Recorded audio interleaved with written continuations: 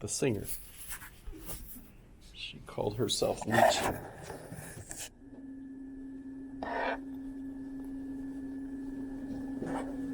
Actually explains a lot. Well, she kept changing who she was, and that's exactly what she learned from Nietzsche. So a person who follows the ideas of Nietzsche is a Nietzsche? Can be, if you want to call yourself that. There were others that called themselves Nietzscheans, but the way they described what they meant by it, it didn't sound like they really were familiar with Nietzsche. But, that happens.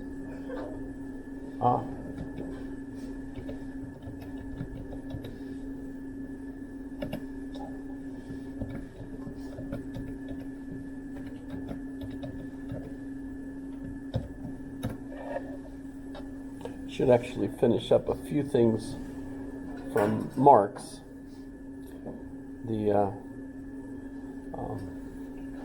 I guess one of the more important things is Lenin.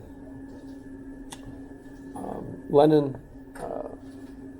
was a Marxist, but because Marx described kind of the steps that an economy had to go through in order for it to become a communist society, and he thought that they were very, set structure, and he applied that and described it basically to Germany and France and England, societies that had already gone through certain stages and had become capitalist.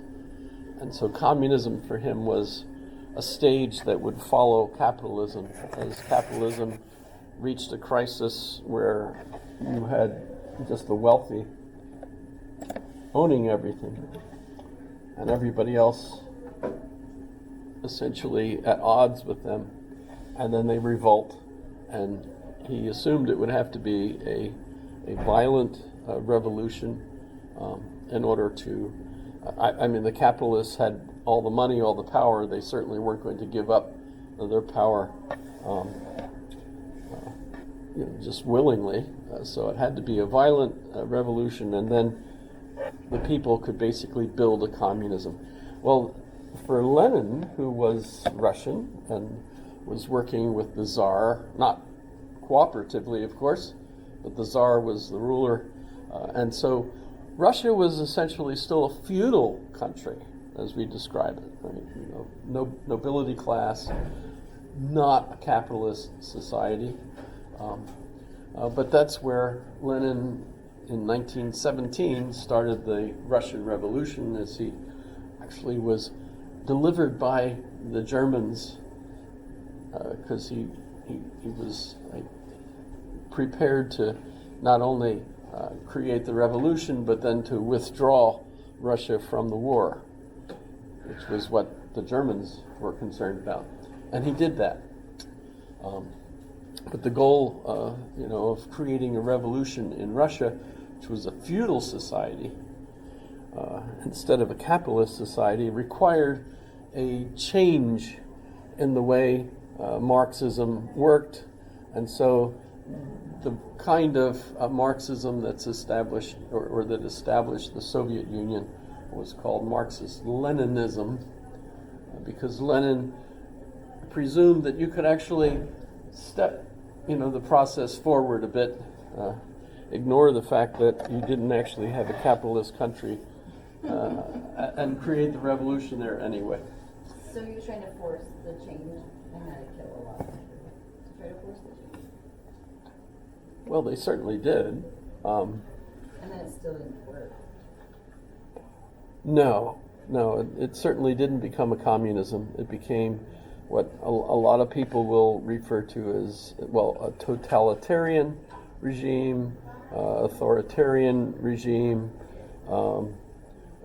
They refer to communism, but at the same time, we see that their titles were socialism, socialist.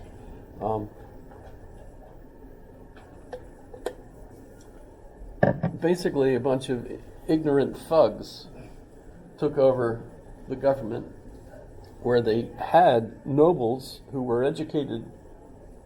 I mean, no one looks back on the feudal system and says, "Oh, what a wonderful ideal." No, that's clearly not. But at the same time, things worked. I mean, it was a long, evolved trend where the nobles, had the serfs, and the serfs followed the rules, but the nobles knew what should be planted, when it should be planted, etc. Communism, or the Soviet Union, was famous for making all sorts of ridiculous mistakes, thinking that they had a clue to how science worked, especially with regard to planting and reaping and the main thing and the thing that I critique, that's Marx, really. Karl Marx says that it's false to think that individuals have their own freedom and can choose from an infinitude of possibilities and decide what they want, as if there is such a thing. But he instead argued that everything that people make as a choice is based on their social class, and their social class is dependent on the economy and what their position is in the economy. And so you have the entire class essentially all choosing and wanting to do certain things.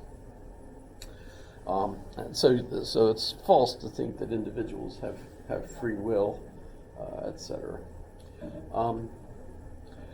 Well, if you act that way and you decide that all you have to do is have the state tell people propaganda, right? You just repeat something multiple times and everybody will believe it, and then you end up with a society exactly as you planned it. Well, guess what? That was a dismal failure, because people certainly learned that they had to say what was official, or they could get killed or shipped off to Siberia or things of that sort. But you get a wealth of comedy from all of this. I mean, wouldn't you like to build communism here? Well, yes, but it'd be better to build it somewhere else. All kinds of jokes. Have you seen the history of the world? Part 2. Sounds very familiar. It's It's not like a Mel Brooks thing. Mel Brooks Brooks. in the 80s first, and then it came out again as part 2. And they talked. There's like a big skit with Lenin. A lot of the humor that, at least that I'm familiar with, came when I was stationed in Berlin. We had a week where we had invited Russian Jewish immigrants to Paris to come to Berlin to give us a week seminar to maintain our language, our Russian language. So we had a week where we studied with them, and they brought a book, Россия смеется над СССР, which means Russians, or Russia laughs at the Union of the Soviet Socialist Republic. And it was all Jewish jokes. And that was the textbook that we used for that week. And it's actually really good to use humor for language learning, because it's very difficult, because you're not just learning the words and everything, you're learning the thought processes that go behind it. So it was an interesting week. But they were all Jewish immigrants, and so the humor is not only Russian humor, but also has that Jewish kind of Mel Brooksian.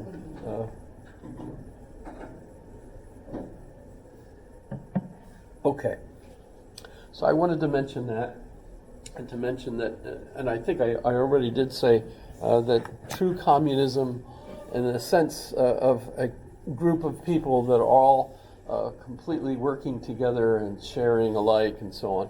The only place kind of officially that such a thing has ever worked is at a monastery or a convent, where basically people have taken the rule of Augustine and sworn against ownership or property or any of those things.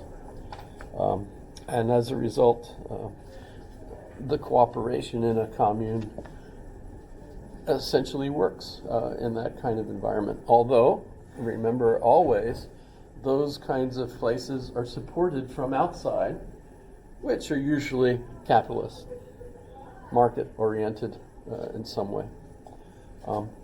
So I don't think anyone on the face of the earth today thinks that communism is a potentially vibrant kind of society that we should try to emulate.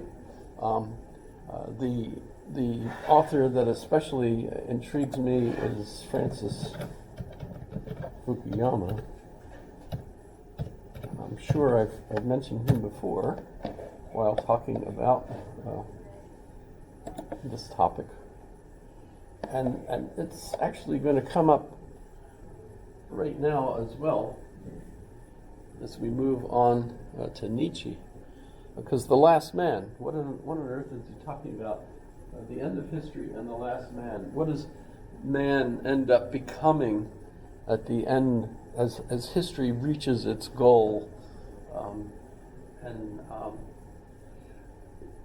And in fact, the quiz question for today is, what do you think life would be like as an Übermensch? Übermensch. Have you ever heard of it? Übermensch? You've heard of Uber, because it's a company now. But Uber literally just means over in German. Oberkochen, actually Oberkochen means over, so over the Kochen. But Uber just means over. The Übermensch. What is an Übermensch? Well, Mensch means man, and more masculine than feminine.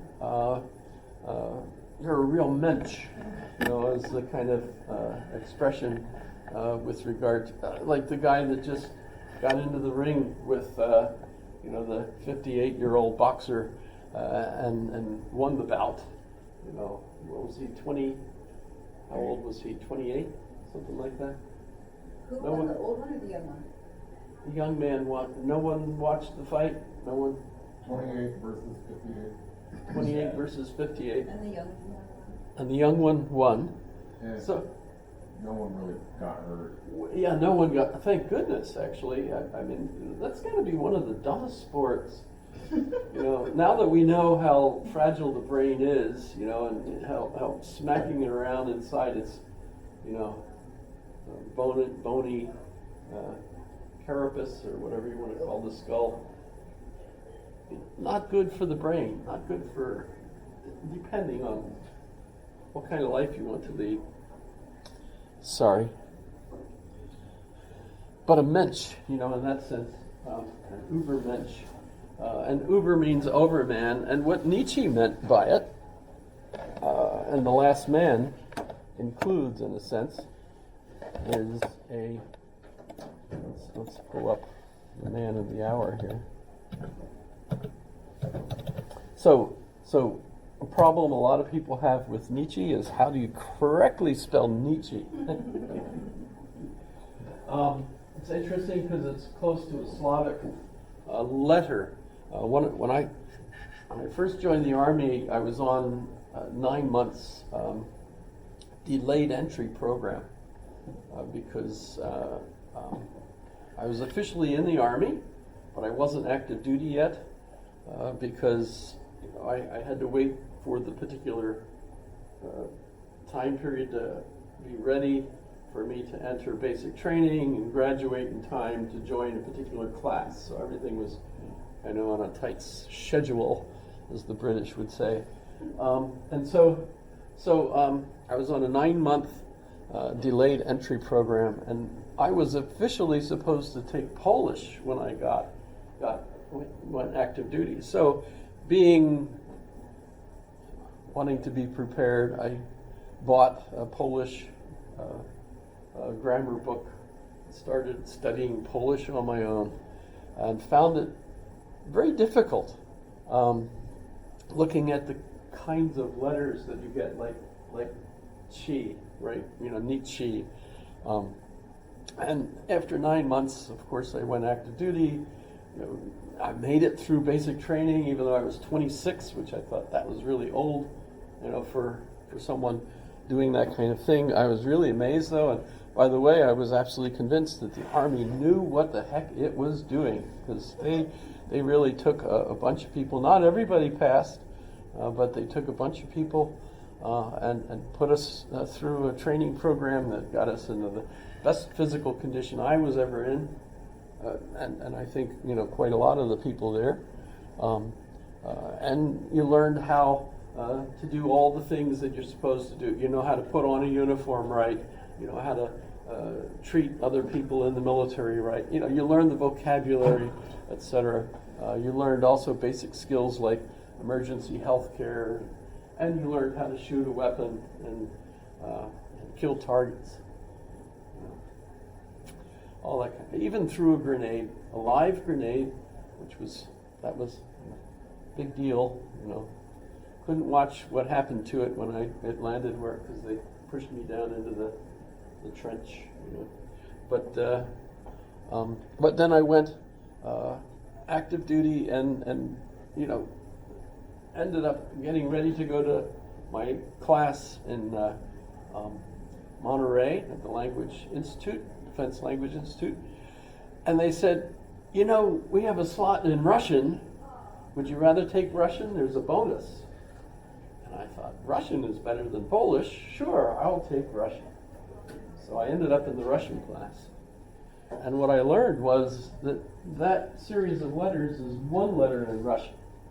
In Cyrillic, you just need sh, which says that, but it's shaped like kind of a swirly-do.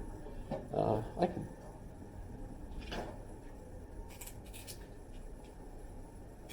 Ugh. Zh.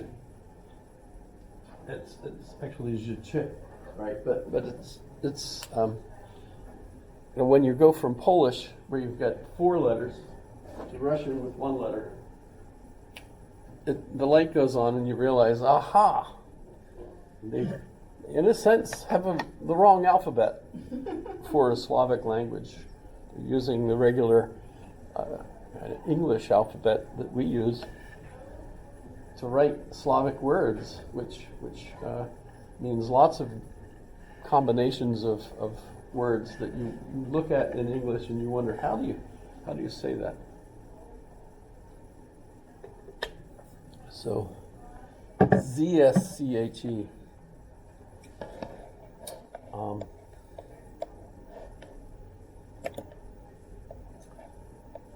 And I'm not saying he's Slavic, although that's clearly the root of the last name. But so, classical scholar, philosopher, critique of culture. But look at the dates. 1844. So what's that? Easy marker is our Civil War started in 1860. Right? So you're looking at 16 years before the Civil War in the United States. It's a kind of an interesting connection. Notice he dies fairly young, and actually always had health issues, and no understanding of exactly what that could have been. And his father died when he was young, and what they called it was a softening of the brain. His brain basically just died and went away over the course of a long year or so period where he was in the house, but and young Nietzsche, was there, but his father essentially was less and less of a person, and was a minister. In fact, they were living at the house of the church in the town where he lived. So, but all his life he had brain issues, and there's various arguments that he got syphilis from a party he attended after graduation with some friends. how do they figure that? But in any case, he ended up going crazy, and for the last roughly 10 years of his life, he was taken care of by his sister, Elizabeth, who didn't have, I mean, you know, if it came from the father and was syphilis, you would have thought, wait a minute, don't all the children get it then? And you know, he lived in a house with his mother, 2 aunts, and his sister, as I recall. Lots of women. Lots of people make, you know, that's got to have had an impact on him as well. You know, trying to figure out what made Nietzsche the kind of person he was. But he was brilliant. Graduated early. It was invited to become a professor right away, which was very unusual, especially since he hadn't presented or published anything yet. God bless you. And